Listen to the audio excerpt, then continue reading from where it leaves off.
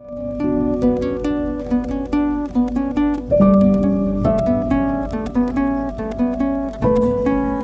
علیکم۔ شکاریات سیریز میں میں جانور ہوں کے دوسرے اور آخری حصے کے ساتھ آپ کی خدمت میں حاضر ہوں۔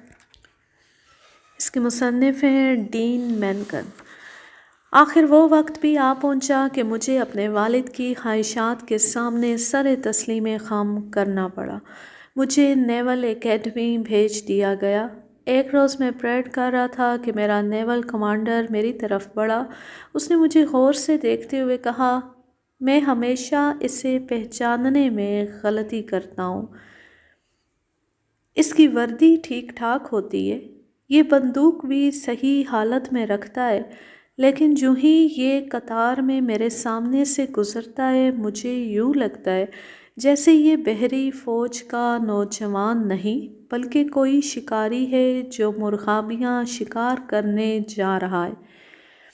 8 ماہ کی جان فشانی کے بعد ایک روز کمانڈر نے میرے والد کو رپورٹ دی، آپ کا بچہ نیوی کی ملازمت کے اہل نہیں۔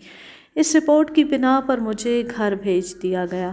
یہاں میرے اسکول کے ہیڈ ماسٹر صاحب کی رہنمائی اور شفقت میرے کام آئی۔ انہوں نے بڑی عمدگی سے میرے والد کو رضامند کر لیا کہ مجھے کالج میں داخل کرا دیا جائے۔ ہیڈ ماسٹر صاحب میرے شوق سے اچھی طرح آگاہ تھے۔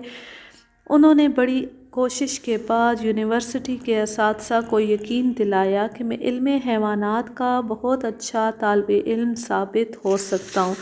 ان کی اس یقین دہانی پر مجھے اس شعبے میں داخلہ مل گیا، لیکن 6 ماہ بعد ہی میں علم حیوانات کے شعبے سے اپنا نام کٹوا کر انگریزی کے شعبے میں داخل ہو گیا۔ پنسلوینیا یونیورسٹی سے BA کرنے کے بعد میں واپس گھر چلا گیا۔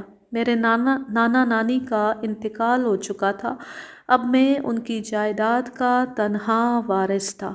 جائیداد نے کسی حد تک مجھے فکر روزگار سے نجات دلا دی۔ اب میرا مشغلہ جانوروں کے متعلق مختلف رسائل میں لکھنا تھا۔ موسم سرما میں نے جولی سے شادی کر لی۔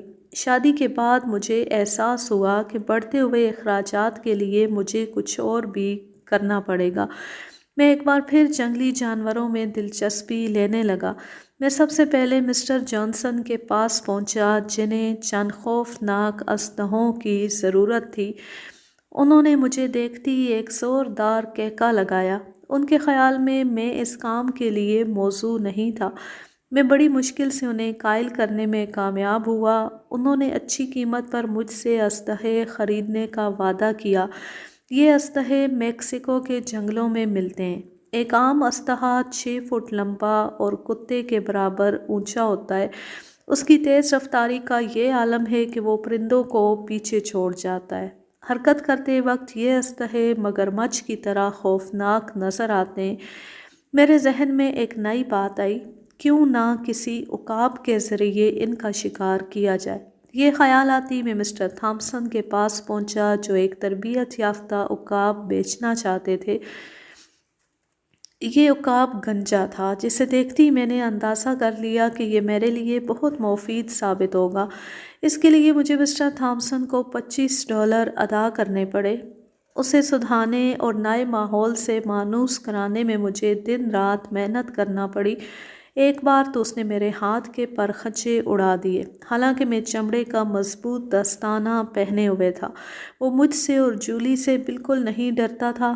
جولی کے ننھے کتے ریگلز کو تو وہ کھانے پینے کی ایک معمولی چیز سمجھتا تھا اور ہر وقت اسے ہڑپ کرنے کا موقع تلاش کرتا رہتا تھا۔ میرے ہاتھ کے زخم مندمل ہونے میں کئی دن لگ گئے اور ایک روز ہم میکسیکو کے لیے روانہ ہو گئے۔ راستے میں لوگ اس گنجے عقاب کو دیکھتے تو اگیولا اگیولا کہہ کر چلاتے۔ اگیولا ہسپانوی میں عقاب کو کہتے ہیں۔ ہم نے بھی اس کا نام اگیولا رکھ دیا۔ میکسیکو میں ہم نے چھوٹے سے پہاڑی قصبے ٹیکسو میں اپنا ہیڈ کوارٹر قائم کر دیا۔ ہمارا مکان ایک پہاڑی پر تھا۔ یہاں سے دور دور تک پھیلے ہوئے پہاڑوں کا منظر بڑا ہی دل فریب تھا۔ یہیں ہماری ملاقات جون سے ہوئی۔ اس کی عمر 12 سال تھی۔ اژدہوں کے بارے میں اسے صحیح اور تفصیلی معلومات حاصل تھیں۔ چون 50 سینٹ پر ہمارے ہاں ملازم ہو گیا۔ ایک روز چون ہمیں اسدہوں کے علاقے میں لے گیا۔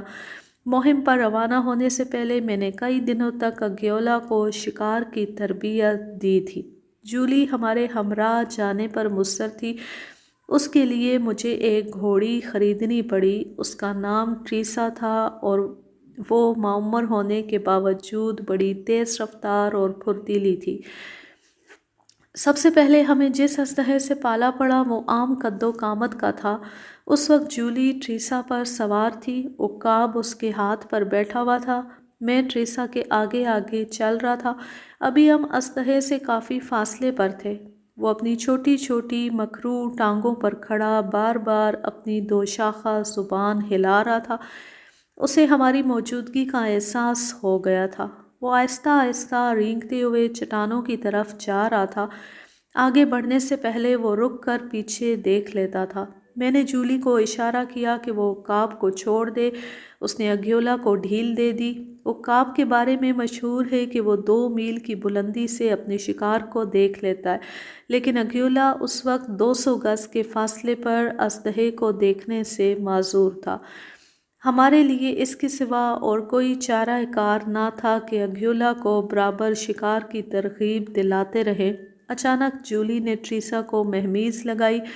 میں بھی پوری رفتار سے دوڑ رہا تھا۔ اسلحہ ایک اونچے ٹیلے کی طرف بڑھا۔ اگیولا نے اپنے شکار کو دیکھ لیا۔ اس سے پہلے کہ اگیولا اس پر جھپٹتا، اسلحہ ڈھلان سے پھسلا اور دوسری طرف 60 فٹ گہرے غار میں جا پڑا۔ ہماری پہلی کوشش ناکام رہی تھی۔ ایک روز جولی کا ننھا کتا ریگلز خرگوشوں کا تعاقب کر رہا تھا کہ اچانک وہ ٹھٹک کر رک گیا۔ جولی نے ٹریسا کی لگامیں کھینچ لی۔ میں خود رینگتا ہوا ایک ٹیلے کی اوٹ میں کھڑا ہو گیا۔ اس ٹیلے کے قریب ایک بہت بڑا اسلحہ پھنکار رہا تھا۔ ریگلز اسلحے کو دیکھ کر اپنی جگہ پر یوں ساکت ہو گیا جیسے اسے کسی نے پتھر بنا دیا ہے۔ میں جس ٹیلے کی اوٹ میں کھڑا تھا اسلحے کو اسی طرف مڑنا تھا۔ میں دراصل اسلحے کا راستہ روکنا چاہتا تھا۔ ایسا کرنا خطرے سے خالی نہیں تھا، لیکن آج میں یہ تہیہ کیے ہوئے تھا کہ اسلحے کو زندہ یا مردہ پکڑ کر چھوڑوں گا۔ ٹیلے کی اوٹ ہی سے میں نے ریگلز کو ہاتھ ہلا کر اپنی طرف آنے کا اشارہ کیا۔ ادھر جولی نے اگیولا کو ڈھیل دے دی۔ اس سے پہلے کہ اسلحے کو ہماری کسی بات کا علم ہو، گنجے عقاب نے جھپٹ کر اسلحے کی آنکھوں پر حملہ کر دیا اور وہ دونوں گتھم گتھا ہو گئے۔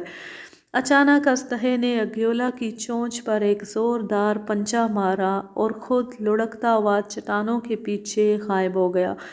ریگلز اس موقع پر زور زور سے بھونکتا ہوا اسلحے کے پیچھے لڑھکتا چلا گیا۔ اگیولا نے ریگلز سے رہنمائی حاصل کی۔ اس نے ایک بھرپور وار سے اسلحے کو بے بس کر دیا۔ اگیولا کو یہ پہلی کامیابی بڑی مہنگی پڑی تھی۔ اس کی چھاتی اور پروں پر بے شمار زخم آئے تھے۔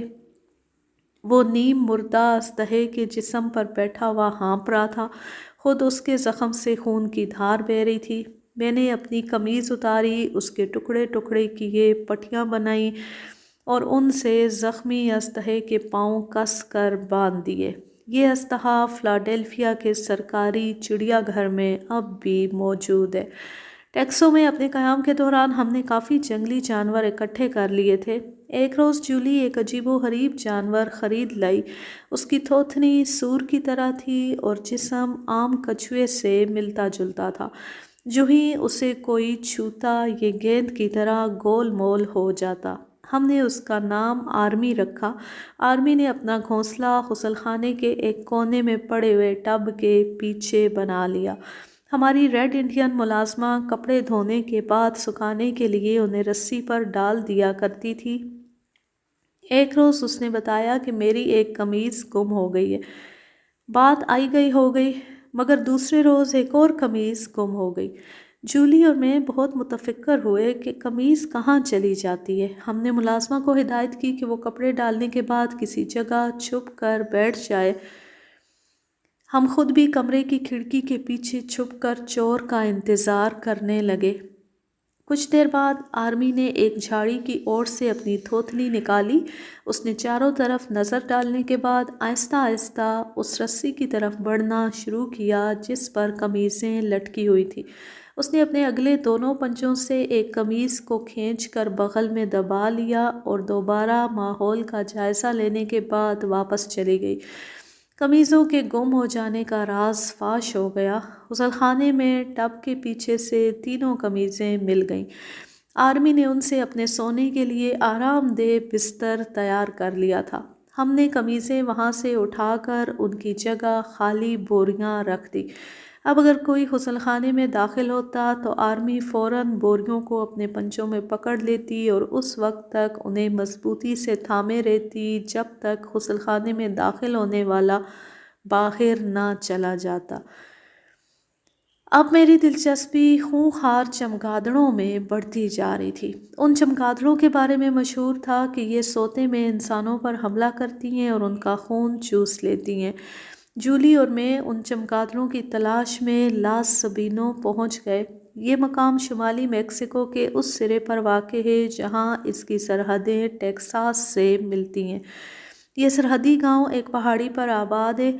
گھاس پھوس کے جھونپڑوں میں ریڈ انڈین رہتے ہیں۔ وہ خونخوار چمگادڑوں کا ذکر ایسے کر رہے تھے جیسے نیو جرسی کا ایک عام آدمی مچھروں کے بارے میں بات چیت کرتا ہے۔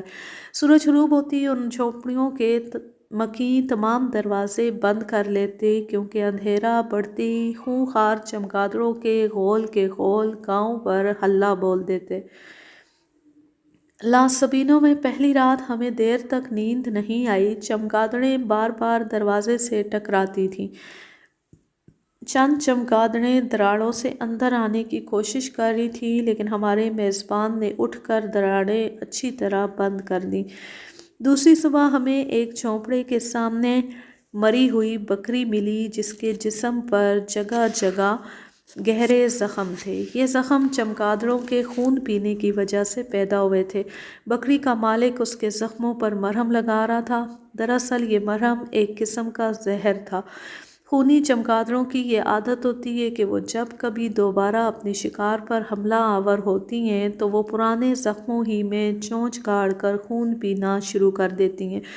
زخم کے زہر آلود ہونے کی وجہ سے وہ ہلاک ہو جاتی ہیں۔ لاس سبینو کے 2 ریڈ انڈین چمگادڑوں کو پکڑنے کے لیے ہمارے گائیڈ بندھنے پر تیار ہو گئے۔ یہ دونوں باپ بیٹا ان چمگادڑوں کے بارے میں مکمل واقفیت رکھتے تھے۔ ہماری منزل گاؤں سے 2 میل کے فاصلے پر پھیلا ہوا ایک سلسلہ کوہ تھا۔ دوسری صبح ہم چند گھنٹوں کی مسافت کے بعد اس غار کے دہانے پر پہنچ گئے جس میں چمگادڑوں نے بسیرا کر رکھا تھا۔ غار کے منہ پر گھنی جھاڑیوں اور پیش دار بیلوں کی وجہ سے آگے بڑھنے کا راستہ مسدود ہو گیا تھا۔ بڑی مشکل کے بعد ایک تنگ سی پگڈنڈی نظر آئی۔ کچھ دیر چلنے کے بعد غار میں اندھیرا بڑھنے لگا۔ ہم نے اپنے برقی بلب روشن کر لیے۔ اب ہم ایک دوسرے کے ہاتھ میں ہاتھ ڈالے آگے بڑھ رہے تھے۔ پیچھے مڑ کر دیکھنے سے غار کا منہ ایک سوراخ کی طرح نظر آتا تھا۔ غار میں جگہ جگہ جانوروں کے ڈھانچے پڑے ہوئے تھے۔ یہ ڈھانچے اور ہڈیاں غالباً ان جانوروں کی تھیں جو یہ نہیں جانتے تھے کہ یہاں خونخوار چمگادڑوں کا مسکن ہے۔ اب ہم ڈھلوان کی طرف جا رہے تھے۔ ٹارچوں کی روشنی میں پہاڑ کے مختلف کٹاؤ بھیانک بتوں کی طرح دکھائی دے رہے تھے۔ ایک جگہ پر ڈھلان بھی ختم ہو گئی۔ ریڈ انڈین گائیڈ بڑی پھرتی سے غار کی دیوار کے ساتھ ساتھ نیچے اترنے لگے۔ میرے اور جولی کے لیے انہوں نے دیوار کے ساتھ ساتھ رسہ لٹکا دیا تھا۔ میں اس رسے کے سہارے نیچے اترنے لگا۔ جولی ڈھلان کے سرے پر کھڑی ٹارچ سے میری رہنمائی کر رہی تھی۔ اچانک رسہ ختم ہو گیا۔ میں خلا میں لٹک گیا۔ رسہ ختم ہو چکا ہے۔ اب مجھے کیا کرنا چاہیے؟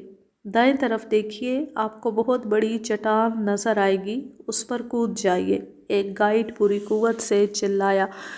کچھ دیر بعد جولی بھی رسے کی مدد سے نیچے اتر آئی۔ اب ہمارے چاروں طرف چمگادڑوں کی پھڑپھڑاہٹ سنائی دے رہی تھی۔ پہلے یہ غار کی دیواروں کے ساتھ چمٹی ہوئی تھیں۔ ٹارچ کی روشنی میں ان کی آنکھیں چمک رہی تھیں۔ یوں معلوم ہوتا تھا جیسے چھوٹے چھوٹے بونے خون آشام نگاہوں کے ساتھ ہمیں گھور رہے ہیں۔ انہیں ہماری موجودگی کا احساس ہو چکا تھا۔ وہ ہمارے سروں کے ارد گرد منڈلا رہی تھیں۔ نوجوان ریڈ انڈین اپنا جال لہرا لہرا کر انہیں پھانسنے کی کوشش کر رہے تھے۔ ایک بڑی سی چمگادڑ میری طرف لپکی تو میں نے اسے اچک لیا۔ میں دستانے پہنے ہوئے تھا۔ چمگادڑ کو پکڑتے ہی مجھے محسوس ہوا کہ اس کے منہ سے سفید جھاگ اڑ کر فضا میں پھیل گیا ہے۔ دراصل یہ میرے دستانے کا چمڑا تھا جو اس نے تار تار کر دیا تھا۔ کئی گھنٹوں کی کوشش کے بعد ہم 5 چمگادڑیں پکڑنے میں کامیاب ہو گئے۔ ایک روز جولی غسل خانے میں چھپ گئی۔ میں بستر میں لیٹ گیا۔ ہماری پالتو چمگادڑیں چھت کے ساتھ لٹکی ہوئی تھیں۔ اچانک بڑی چمگادڑیں اڑ کر دیوار کے ساتھ چپک گئیں۔ ایک نے کمرے کا اچھی طرح جائزہ لیا اور دیوار سے اڑ کر میرے بستر پر آ بیٹھی۔ تھوڑی دیر بستر پر ادھر ادھر گھومنے کے بعد وہ میرے چہرے کی طرف بڑھنے لگی۔ خون پینے والی چمگادڑ کے بارے میں مشہور ہے کہ وہ انسانی جسم کے ایسے حصے کو تلاش کرتی ہے جہاں گوشت زیادہ ہوتا ہے۔ وہ اس حصے پر اپنی چونچ سے حملہ کرتی ہے۔ خون کی دھار بہتی وہ اسے چوسنا شروع کر دیتی ہے۔ جو ہی اس چمگادڑ نے میرے ابھرے ہوئے عارض پر چونچ چلانا چاہی میں نے مزاحمت کی۔ وہ ایک لمحے کے لیے پیچھے ہٹ گئی، پھر اس نے میرے کان کی ایک لو میں اپنی چونچ گاڑ دی۔ اگر جولی مداخلت نہ کرتی تو چمگادڑ اپنا کام کر چکی تھی۔ ان چمگادڑوں کی پرورش میں بڑی مشکل پیش آ رہی تھی۔ جولی صبح صبح مارکیٹ جاتی، چمگادڑوں کے لیے قصاب سے تھوڑا سا خون حاصل کرتی اور پھر ڈراپر کے ذریعے چمگادڑوں کے منہ میں قطرہ قطرہ خون ٹپکاتی رہتی۔ یہ چمگادڑیں نہ تو کسی ذہانت کا مظاہرہ کرتی تھیں اور نہ یہ اندازہ ہوتا تھا کہ یہ ہم سے کبھی مانوس ہو سکیں گی۔ انہیں ہر وقت خون کی تلاش رہتی تھی، اس لیے تنگ آ کر میں نے ان سب کو آزاد کر دیا۔ یہاں میں اپنے 2 چھوٹے چھوٹے ریچھوں کا ذکر کرنا چاہتا ہوں جو سارا دن کھانے کے کمرے میں فانوس کے ساتھ الٹے لٹکے رہتے تھے۔ جو ہی ملازمہ کھانے کی تشتری میز کی طرف لے کر بڑھتی یہ فوراً اسے اچک لیتے۔ اگر ان کا ہاتھ تشتری تک نہ پہنچتا تو یہ اپنی دم استعمال کرنے سے بھی گریز نہیں کرتے۔ سچ پوچھئے تو یہ ننھے ذہین جانور ہی میری زندگی کا بہترین سرمایہ ہیں۔ مجھ سے لوگ اکثر یہ سوال کرتے ہیں کہ کون سا جنگلی جانور ہے جس کو بچے اپنے شوق کی تکمیل کے لیے پال سکتے ہیں۔ میرے خیال میں اود بلاؤ بچوں کا بہترین ساتھی ثابت ہو سکتا ہے، بشرط یہ کہ بچے ربڑ کی طرح اس نرم اور گول مٹول جانور سے خوفزدہ نہ ہوں۔ یہ کبھی کبھی کاٹ بھی لیتا ہے۔ مانوس ہو جانے کے بعد اود بلاؤ بڑی دلچسپ حرکتیں کرتا ہے۔ بچے اس سے زیادہ کسی اور جنگلی جانور سے لطف اندوز نہیں ہو سکتے۔ میں سن 1959 میں فلوریڈا گیا۔ میں نے اود بلاؤ کا ایک چھوٹا سا بچہ اوٹی پال لیا۔ یہ اتنا چھوٹا اور بے بس تھا کہ پنجرے میں ڈالتے ہوئے مجھے اس پر ترس آ گیا۔ منیلا اینا تک وہ جولی کی گود میں پڑا رہا۔ 1 آدھ گھنٹے کے سفر کے بعد اس نے کار کا جائزہ لیا۔ جولی اسے گود سے اٹھا کر اسٹیشن ویگن کے پچھلے حصے میں رکھ دیتی اور وہ پھدک کر میرے سر پر آ بیٹھتا۔ اس کھیل سے اکتا جانے کے بعد وہ کار کی سیٹوں کے نیچے چھپ جاتا۔ جولی اسے ڈھونڈ نکالتی تو رونے لگتا اور اگر اس پر کوئی توجہ نہ دی جاتی تو چیخ چیخ کر برا حال کر لیتا۔ گھر پہنچتی میں نے جو ہی دروازہ کھولا اوٹی ہر چیز کو روندتا ہوا غسل خانے میں گھس گیا۔ وہ ٹب میں چھلانگیں لگائے جا رہا تھا۔ نہاتے نہاتے تھک گیا تو ایک بستر کے تکیے سے جسم رگڑ رگڑ کر خشک کرنے لگا۔ کچھ دیر بعد وہ میرے ساتھ بستر میں لیٹ گیا اور خراٹے لینے لگا۔ میرا بیٹا ڈینی اوٹی سے بڑی محبت کرتا تھا۔ اوٹی نے 1-2 بار اسے کاٹ بھی لیا تھا لیکن اس کے باوجود وہ ایک لمحے کے لیے اس سے جدا ہونا پسند نہیں کرتا تھا۔ وہ اس کی آغوش میں لیٹے لیٹے اپنی دم اس طرح چوستا رہتا جیسے ننھا بچہ انگوٹھا چوس رہا ہو۔ اوٹی تالاب پر نہ جانے کے لیے بہت سے ہیلے بہانے کرتا تھا۔ وہ تالاب سے زیادہ غسل خانے کی فضا کا دل دادا تھا۔ ڈینی نے اسے تالاب پر لے جانے کے لیے ایک نئی ترکیب نکالی۔ وہ ریگلز کو اپنے ساتھ تالاب پر لے جاتا۔ اوٹی ریگلز کا تعاقب کرتے کرتے تالاب پر پہنچ جاتا۔ اوٹی پہلی بار تالاب پر پہنچا تو بہت زیادہ پانی دیکھ کر پھولا نہ سمایا۔ اس نے سر کے بل اس زور سے پانی میں چھلانگ لگائی کہ تہہ میں ہی رہ گیا۔ ہم زخمی اوٹی کو پانی کی تہہ سے نکال کر اندر لے آئے اور اسے تولیے میں لپیٹنے کے بعد گرم گرم دودھ پلایا۔ سر کے زخم پر مرہم لگایا گیا۔ شام تک اس کی حالت قدرے بہتر ہو گئی۔ اوٹی ڈینی کے ہمراہ سیر کے لیے دور دور تک نکل جاتا۔ وہ راستے میں کئی جگہ رکتا۔ ڈینی آگے بڑھ جاتا تو وہ دوڑ کر اس کے قریب پہنچ جاتا۔ ایسے ہی ایک موقع پر اوٹی نے دوڑتے ہوئے ڈینی کے ٹخنے میں اس زور سے دانت کاٹ دیے کہ ڈینی درد کی شدت سے بلبلا اٹھا۔ اس نے ایک جھاڑی کی شاخ توڑ کر اوٹی کی مرمت کر دی۔ مار کھانے کے بعد اوٹی کافی دیر تک بے سدھ پڑا رہا۔ ڈینی اسے گھر اٹھا لایا۔ دوسرے روز وہ ڈینی کے ٹخنے کے ساتھ اپنی ٹھوڑی رگڑ رہا تھا۔ ڈینی نے بھی اسے معاف کر دیا۔ وہ دونوں پھر پکے دوست بن گئے۔ یہاں میں یہ بتا دینا چاہتا ہوں کہ اس دوستی کے باوجود مہینے میں ایک آدھ بار اوٹی خفا ہو کر ڈینی کو کہیں نہ کہیں کاٹ لیتا ہے۔ آج بھی میرے چڑیا گھر میں دنیا کے مختلف حصوں کے نایاب اور نادر جانور موجود ہیں۔ یہ جنگلی جانور جو اب پالتو بن چکے ہیں مجھے اپنی اولاد سے بھی زیادہ عزیز ہیں اور میرے بچے بھی انہیں اپنا بہن بھائی سمجھتے ہیں۔ اس کہانی کا ماخذ ہے سیارہ راجسٹ، اگست سن 1965۔ اب میں لیتی ہوں آپ سے اجازت۔ جہاں رہیں خوش رہیں، شاد و آباد رہیں، ہنستے مسکراتے رہیں۔ اور حیرت کدا والی کہانیاں اس لیے نہیں آ رہی کہ میں صرف شکاریات والی بک ساتھ لائی ہوں، بیگ میں اتنی جگہ ہی نہیں تھی۔ اللہ حافظ، اللہ نگہبان۔